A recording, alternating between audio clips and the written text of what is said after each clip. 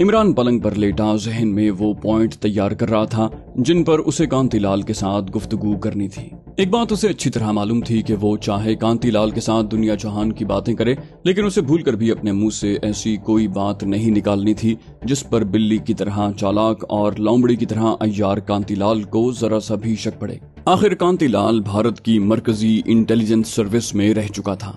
यूं ही nuclear material का खुफिया कोड नंबर सिर्फ उसी को नहीं दिया गया था, लेकिन इमरान भी कोई नौआमोज खिलाड़ी नहीं था। इस मैदान में वो भी कई मार चुका था और आदमी के चेहरे से उसके दिल के एहसासात पहचान लेता था। इमरान ने उस जहां दीदा खुफिया जासूस से जहनी तौर पर नबरदाजमा होने के लिए अपने आप को पूरी तरह तैयार कर लिया था। उसने नीचे काउंटर पर पैगाम दे दिया था कि मेरा एक मेहमान रात के 9 बजे मुझसे मिलने आएगा, उसे ऊपर भेज दीजिएगा। इस दौरान इमरान ने शावर लेकर नया सिल्क का कीमती कुर्ता पाजामा पहनकर गले में सोने की जंजीर डाल ली, कलाई पर सोने की चेन वाली इंतहाई बेशकीमत घड़ी भी लगा ली। जिस तरह उन लोगों के बनाए हुए करेंसी नोटों को कोई ये साबित नहीं कर सकता था कि ये जाली नोट हैं, उसी तरह इमरान की घड़ी के नकली हीरो को भी कोई नहीं पहचान सकता था। कांतिलाल वक्त का वाकई बहुत पाबंद निकला। ठीक 9:02 पर दरवाजे पर आहिस्ता से दस्तक हुई। इमरान ने उठकर दरवाजा खोला। सामने कांतिलाल खड़ा दोनों हाथ जोड़े मुस्कुरा रहा था। प्रणाम अग्रवाल जी, इमरान ने बड़ी खुशी का इजहार करते हुए कहा। अरे दरवाजे में क्यों खड़े हैं कांतिलाल जी, अंदर पधारिए ना, मैं तो आप ही का इंतजार कर रहा था। कांतिलाल जैसा कि हम पहले बयान कर चुके हैं, दरमियानी उम्र का ज़हीन चमकीली आंखों और चेहरे के तेज नकूश वाला आदमी था। उसने खद्दर का कांग्रेसी कुर्ता पाजामा और नेहरू कट वॉस्कट पहन रखी थी। एक हाथ में ब्रीफकेस था। वो मुस्कुराता हुआ ब्रीफकेस उठाए कमरे में आकर सोफे पर बैठ गया। इस्लाम के बहादुर जर्नैल हजरत खालिद बिन वलीद रज़ी अल्लाह अन्हु की दास्तान सुनने के लिए आप हमारे चैनल सिरात को सब्सक्राइब कीजिए। इंशाल्लाह आपकी दुआएं साथ रहीं तो ये सिलसिला ऐसे ही चलता रहेगा। और हमारी हौसला अफजाई के लिए आप हमारी वीडियो को लाइक और शेयर जरूर कीजिए। कमेंट करके बताइए कि आपको हमारी वीडियोस कैसी लगी। इमरान ने 2 लेमनेड के लिए नीचे सर्विस वालों को फोन कर दिया। फिर पूरी तरह से कांतिलाल की तरफ मुतवज्जे होकर बोला, कांतिलाल जी, यहाँ तो हम मुसाफिर हैं, आप हमारे यहाँ कतर तशरीफ लाइए तो जी खोल कर आपकी खातिर सेवा करेंगे। कांतिलाल ने ब्रीफकेस कॉफी टेबल के नीचे रखते हुए कहा, महाराज मैं तो पहले ही आपका उभारी हूँ, आप क्यों मुझे शर्मिंदा कर रहे हैं। उसके बाद मौसम, फिर सियासत और फिर भारत की सनती तरक्की की बात शुरू हो गई। सनती तरक्की का मौजू जानबूझकर इमरान ने छेड़ा था। इतने में होटल बॉय खामोशी से 2 लेमनेड के नाजुक और खूबसूरत ग्लास टिश्यू पेपर के साथ मेज पर रख कर चला गया। दोनों लेमनेड पीते हुए बातें करने लगे। कांतिलाल ने इमरान से पूछा, अग्रवाल जी, कतर में आप कब से ऑटो बिजनेस का काम कर रहे हैं। इमरान ने कहा, 15 बरस तो हो गए होंगे। छोटा सा था जब पिताजी मुझे और माताजी को लेकर अमृतसर से कतर आ गए। पिताजी ने वहाँ मोटर मैकेनिक की मजदूरी शुरू कर दी। बड़े मेहनती और दयालु आदमी थे। भगवान की कृपा से वो तरक्की करते चले गए और उन्होंने अपना एक ऑटो वर्कशॉप बना लिया। तब मैं भी बड़ा हो गया था और कारोबार में पिताजी का हाथ बटाने लगा था। मगर भगवान की इच्छा थी, 1 साल के अंदर अंदर माताजी और पिताजी दोनों स्वर्गवास हो गए और मैं अकेला रह गया। मैंने हिम्मत न हारी और पहले से ज्यादा जी लगाकर काम करने लगा। बस ये उसी का नतीजा है कि इस वक्त मेरा शुमार कतर के 3-4 बड़े ऑटो डीलर्स में से होता है। कांतिलाल ने कहा, हमारे भारत में तो इस ऑटो बिजनेस का बड़ा स्कोप है। इमरान ने फौरन जवाब दिया, जी जी क्यों नहीं, इसी ख्याल को लेकर तो मैं भारत आया हूँ। दरअसल कांतिलाल जी, मैं अपने देश भारत में ऑटो मैन्युफैक्चरिंग का एक बहुत बड़ा कारखाना लगाना चाहता हूँ। इसी गरज से मैं भारत के बड़े बड़े शहरों का दौरा करके ऑटो बिजनेस के स्कोप का अंदाजा लगा रहा हूँ। मैं अपने देश की सेवा करना चाहता हूँ। मैं चाहता हूँ कि मैं कतर के खजाने में जो हर साल करोड़ों रुपए का टैक्स जमा करवाता हूँ वो मेरे देश के खजाने में जाए। कांतिलाल ने जेब से सिगरेट का पैकेट निकालकर एक सिगरेट सुलगाते हुए कहा, ये बड़ी देशभक्ति की बात है। इमरान बड़ी आजिज़ी से बोला, महाराज मैं कोई इतना बड़ा देशभक्त तो नहीं हूँ, लेकिन जितनी भी मेरी हैसियत है मैं भारतवर्ष की सेवा करना चाहता हूँ। कांतिलाल ने कहा, जरूर कीजिए, हमारे देश को आप जैसे सनतकारों की ही जरूरत है। ये बताइए आपने भारत के किन किन शहरों का दौरा किया है। कांतिलाल इन बातों से इमरान की हैसियत का अंदाजा लगाना चाहता था और ये भी देखना चाहता था कि उस आदमी पर किस हद तक एतबार किया जा सकता है, क्योंकि कांतिलाल का ये उसूल था कि वो हर ऐरे गैरे के साथ ना तो ताल्लुकात उस्तवार करता था और ना उसके साथ शराब की महफिल लगाता था। मुफ्त में मिलने वाली इम्पोर्टेड विस्की कांतिलाल जैसे महदूद आमदनी वाले सरकारी मुलाजिम के लिए बहुत बड़ा लालच था, लेकिन कांतिलाल अपने हसास फराइज से भी गाफिल नहीं था। चुनांचे वो सेठ अग्रवाल की शख्सियत की पूरी तरह से जांच पड़ताल करना चाहता था। इमरान भी सब कुछ समझ रहा था कि कांतिलाल उसके साथ इस किस्म की गुफ्तगू क्यों कर रहा है, और वो कांतिलाल के हर सवाल का ऐसा मुदल्लल जवाब दे रहा था कि कांतिलाल का इमरान पर एतमाद बहाल होता जा रहा था। इमरान ने कारोबार के मुताल्लिक अपनी गुफ्तगू जारी रखते हुए कहा, बस महाराज, सिर्फ एक बात का डर लगा रहता है। कांतिलाल ने सवाल किया, डर किस बात का? इमरान ने खालिस कारोबारी अंदाज में कहा, आप तो जानते हैं कि हम बिजनेसमैन हैं। मुल्क में अमन शांति हो तो बिजनेस भी तरक्की करता है। अगर देश में अमन शांति न हो तो सबसे ज्यादा हमारा नुकसान ही होता है। कांतिलाल बोला, लेकिन हमारे देश में तो अमन शांति है, फिर आपको किस बात का डर है? इमरान ने कहा, महाराज, आप तो जानते हैं कि हमारी सरकार के पास एटमी शक्ति आ चुकी है। ये हमारे लिए बड़ी हौसले की बात है, लेकिन अब पाकिस्तान ने भी एटम बम बना लिया है। भगवान न करे कि अगर दोनों मुल्कों में जंग छिड़ गई तो ये परमाणु शक्ति की जंग होगी और बड़ी तबाही होगी। बस इसी ख्याल से मैं भारत में कारोबार शुरू करने से घबराता हूँ, वरना मेरा तो पक्का इरादा है कि विजयवाड़ा, मुंबई और कलकत्ते में ऑटो मैन्युफैक्चरिंग का एक एक कारखाना चालू करूँ। कांतिलाल ने बड़े एतमाद के साथ हल्की सी मुस्कुराहट के साथ कहा, अग्रवाल जी, आप ये फिक्र करना छोड़ दें। भारत की मरकजी सरकार ने पाकिस्तान के एटम बम का तोड़ दरियाफ्त कर लिया है। हम ऐसे परमाणु मिसाइल तैयार कर रहे हैं जो पाकिस्तान के गिराए हुए एटम बम को फजा में ही भस्म कर देंगे। कांतिलाल उस तरफ आ रहा था जिस तरफ इमरान उसे लाना चाहता था। इमरान उसे कुरेदने की मजीद कोशिश करते हुए बोला, ऐसे मिसाइल तो अभी तक अमेरिका भी इजाद नहीं कर सका महाराज जी, फिर हमारी सरकार के पास ये कहां से आ गया? कांतिलाल बोला, अमेरिका ने एटम बम को फजा में ही हिट करके उसे भस्म कर देने वाले मिसाइल तैयार कर लिए हैं, और हमारी सरकार ने भी ऐसे रॉकेट तैयार करने का काम शुरू कर दिया है। इमरान ने जानबूझकर सवाल किया, आप ये कैसे यकीन से कह सकते हैं? उसने सोचा शायद देशभक्ति के जोश में कांतिलाल असल बात उगल देगा, लेकिन वो बड़ा होशियार निकला। कहने लगा, हमने भी लोगों से सुना ही है, यकीन के साथ तो कोई भी कुछ नहीं कह सकता। इमरान समझ गया कि कांतिलाल ने इस मौजू पर जो कुछ कहना था कह दिया है और अब इससे ज्यादा जबान नहीं खोलेगा। उसने मौजू बदल दिया, एकदम से उठा और बोला, मैं आपको तोहफा देना तो भूल ही गया, 1 मिनट ठहरे। इतना कहकर इमरान जल्दी से बेडरूम में गया और क्लोजेट के निचले खाने में से इंपोर्टेड विस्की की बोतल निकाल कर ले आया। उसने सुनहरी डिब्बे में बंद विस्की की बोतल कांतिलाल के सामने मेज पर रख दी और कहा, महाराज, मेरी तरफ से इसे स्वीकार करें। मैं तो शराब नहीं पीता, लेकिन हमें अपने कारोबार के सिलसिले में इसकी जरूरत पड़ जाती है। ये मेरी तरफ से आपको तोहफा है। आला क्वालिटी की स्कॉच विस्की की बोतल को देखकर कांतिलाल का चेहरा मुसर्रत से खिल उठा। उसने डिब्बा खोलते हुए कहा, अग्रवाल जी, इसकी क्या जरूरत थी? आपके तो पहले ही मुझ पर बड़े एहसान हैं। इमरान बोला, ऐसा ना कहें कांतिलाल जी, आपकी हमारी अब दोस्ती हो गई है और दोस्ती में कोई भेदभाव नहीं होता। आप कोल्ड वाटर के साथ शॉक करते हैं या मैं आपके लिए सोडा मंगवाऊं? कांतिलाल बड़ी दिलचस्पी के साथ विस्की की खूबसूरत बोतल को देख रहा था। उसने बोतल को डिब्बे में दोबारा बंद करते हुए कहा, आज पीने का मूड नहीं है, एक जगह मुझे डिनर पर भी जाना है, फिर किसी रोज आपके पास बैठकर जरूर शौक पूरा करूंगा। मैंने आपको बताया नहीं कि मेरे सोनी टेलीविजन और कैसेट प्लेयर्स की छोटी सी एजेंसी है। भगवान का शुक्र है दाल रोटी चल रही है। इमरान ने फिर कहा, ठहरिए, मैं आपको विस्की एक थैले में डाल देता हूँ। कांतिलाल ने कॉफी टेबल के नीचे से ब्रीफकेस निकालते हुए कहा, इसकी जरूरत नहीं पड़ेगी, मेरे ब्रीफकेस में जगह है। कांतिलाल ने विस्की का डिब्बा ब्रीफकेस में बड़ी एहतियात से रखकर ब्रीफकेस बंद किया और बोला, अब मुझे इजाजत दें, फिर किसी रोज आऊंगा और देर तक बैठकर बातें करेंगे। कांतिलाल के साथ इमरान भी उठ खड़ा हुआ और कांतिलाल की तरफ झुककर उसने बड़ी राजदारी से कहा, अगली बार आप आएंगे तो इंपोर्टेड विस्की की नई बोतल भी होगी और विस्की पिलाने वाली एक हसीन देवदासी भी होगी। ये कहकर इमरान कहा मारकर हंस पड़ा। कांतिलाल के लिए शराब के साथ शराब पिलाने वाले की मौजूदगी ऐसी ही बात थी जैसे कोई जलती हुई आग पर मिट्टी का तेल डालते।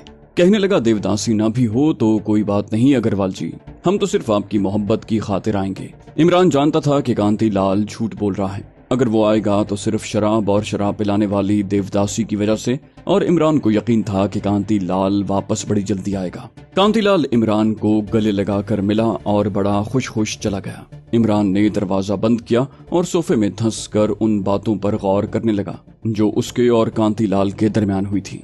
सिकंदर पार्किंग लॉट में खड़ा गाड़ी के अंदर हाशिम खान के साथ ही बैठा था। उसने कांतिलाल को होटल की लॉबी से निकलकर अपनी गाड़ी में बैठकर जाते देखा तो हाशिम खान से बोला, कांतिलाल चला गया, मैं ऊपर इमरान भाई के पास जाता हूँ। और सिकंदर अली ऊपर इमरान के पास आ गया। उसने आते ही दरवाजा जोर से बंद कर दिया और इमरान से पूछा, सर कोई बात बनी? इमरान ने सिकंदर को अव्वल से आखिर तक जो बातें कांतिलाल से हुई थी बता दी और ये भी कहा कि गैर मुल्की बरामदशुदा विस्की का तोहफा उसने बड़ी खुशी से ले लिया था। सिकंदर कहने लगा, आपने कांतीलाल से जो देवदासी का जिक्र किया है तो इस सिलसिले में मुराद खान को इत्तला देनी बड़ी जरूरी है ताकि शहर की आला सोसाइटी की पेशेवर औरतों में से किसी का इंतजाम कर दिया जाए। इमरान ने कहा, ये इत्तला तो मुराद खान को तुम ही दे सकते हो। सिकंदर अली कहने लगा, हाशिम खान गाड़ी में मौजूद है, हम अभी मुराद खान के पास जाकर उन्हें सारी बात बताते हैं। इमरान ने कहा, तुम अगर मुराद खान को मेरे पास ले आओ तो मैं उससे जबानी बात करना चाहता हूँ। सिकंदर बोला, हम उन्हें ले आते हैं सर। अगर उन्होंने हमारे साथ आना मुनासिब न समझा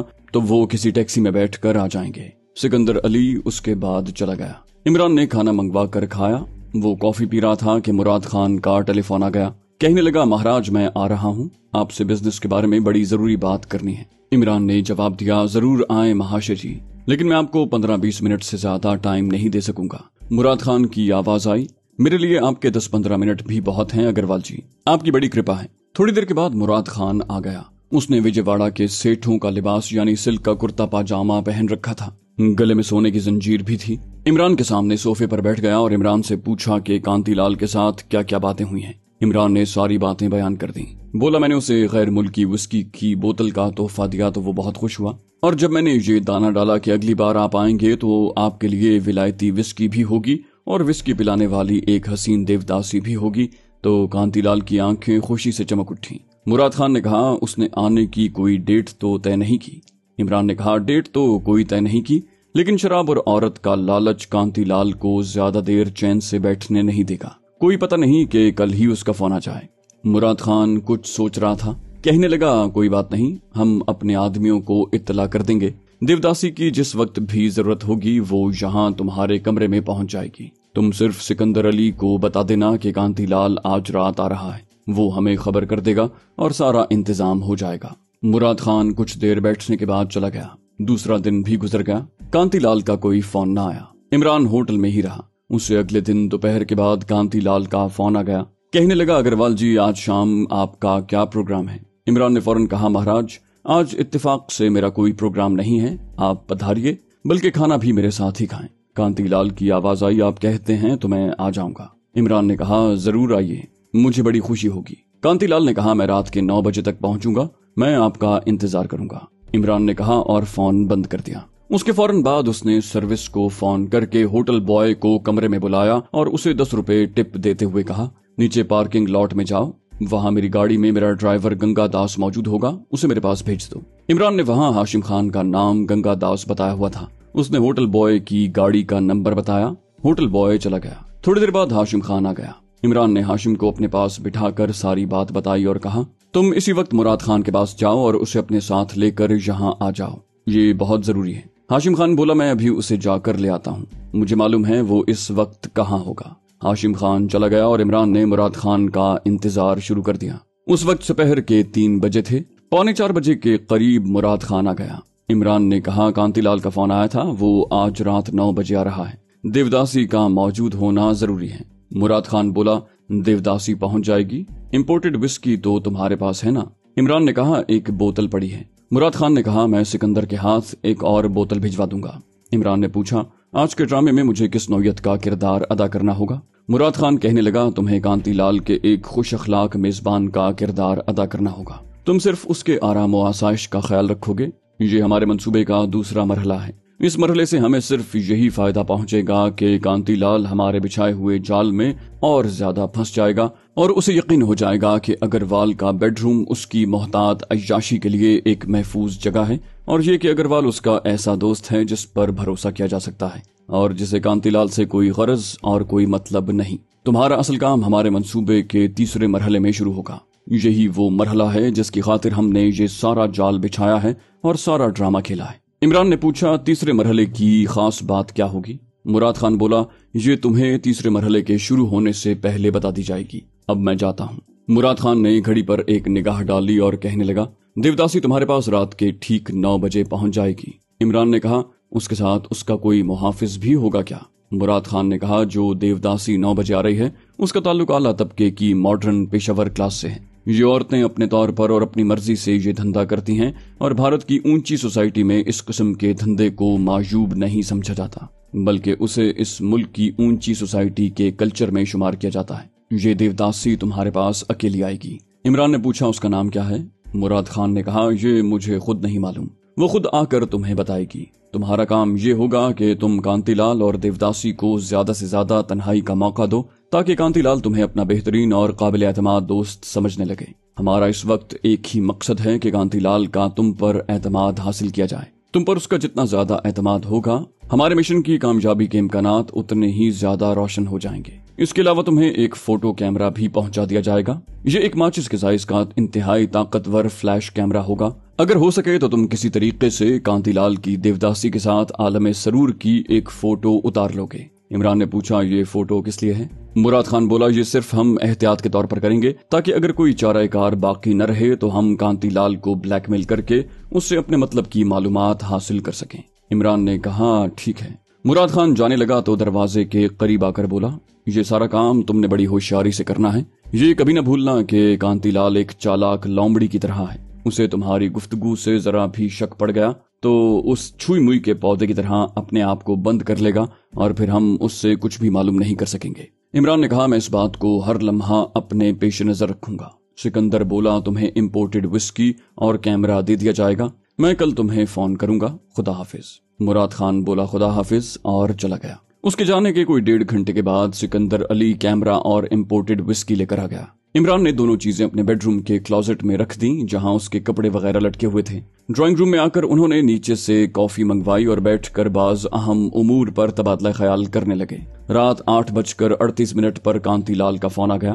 कहने लगा, अग्रवाल जी, मैं होटल की लॉबी में हूँ, अगर आपकी इजाजत हो तो ऊपर आ जाऊं। इमरान ने कहा, महाराज, ये आप कैसी बातें करते हैं? आप हमारे दोस्त हैं, हमारे मेहमान हैं, फौरन ऊपर तशरीफ ले आइए। मैं तो आपके इंतजार में ही बैठा हूँ। कांतिलाल ने हंसते हुए कहा, शुक्रिया शुक्रिया अग्रवाल जी, और फोन बंद कर दिया। इमरान सिकंदर से कहने लगा, वो आ गया है। शराब के अलावा आज देवदासी के प्रोग्राम ने उसे मामूल से ज्यादा बेचैन किया है। वो वक्त से आधा घंटा पहले आ गया है। तुम नोटबुक निकाल कर जो मैं बोलूं उसकी नोटेशन लेते जाना। ब्रीफकेस सिकंदर अली अपने पास ही रखता था। उसने फौरन ब्रीफकेस में से नोटबुक निकाली और बॉल पॉइंट लेकर बैठ गया। चंद लम्हों के बाद दरवाजे पर दस्तक हुई और कांतिलाल सामने खड़ा हाथ जोड़कर प्रणाम कर रहा था। वो अपने साथ फूलों का गुलदस्ता लाया था।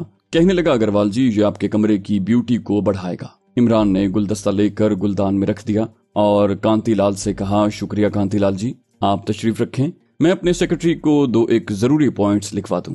कांतिलाल बोला, जरूर जरूर महाराज। ये कहकर कांतिलाल सोफे पर बड़े आराम से बैठ गया। इमरान ने सिकंदर अली की तरफ मुतवज्जे होकर थोड़ी सी अंग्रेजी बोली और कहा, ये letter Rajan Kumar and sons को कतर सुबह ही पोस्ट कर दिया जाए। सिकंदर ने, जो उस वक्त इमरान के पर्सनल सेक्रेटरी राजकुमार के रूप में था, जल्दी से नोटबुक ब्रीफकेस में रखते हुए कहा, ठीक है सर। इमरान ने उसे कहा, ठीक है, अब तुम जाओ। सुबह बाकी के भी बिजनेस लेटर्स पोस्ट करने के लिए मेरे पास आ जाना। ठीक है सर कहकर सिकंदर अली ब्रीफकेस उठाकर गुड नाइट कहकर बाहर निकल गया। अब इमरान कांतिलाल की तरफ मुतवज्जे हुआ। कहने लगा, क्षमा कर दीजिएगा कांतिलाल जी, ये बड़े जरूरी बिजनेस लेटर थे।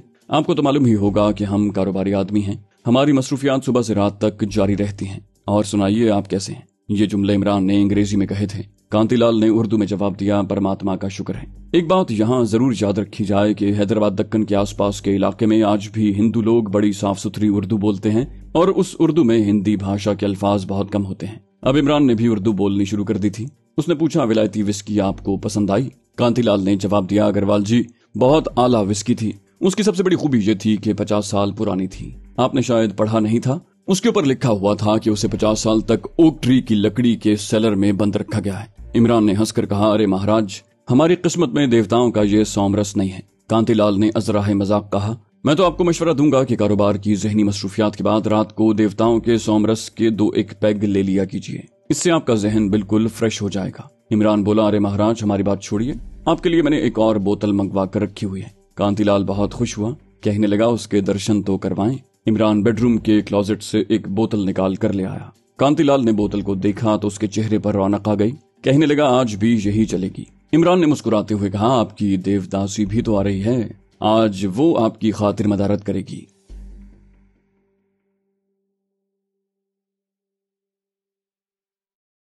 तो दोस्तों, ये थी हमारी आज की एपिसोड। उम्मीद करते हैं आपको हमारी कहानी पसंद आई होगी। जाने से पहले इस वीडियो को लाइक कीजिए और शेयर करना मत भूलिए। कमेंट करके हमें बताइए कि आपको हमारी वीडियो कैसी लगी। और अगर अभी तक आपने इस चैनल को सब्सक्राइब नहीं किया तो इसे सब्सक्राइब कीजिए और बेल आइकन दबाकर ऑल नोटिफिकेशंस ऑन कर लीजिए।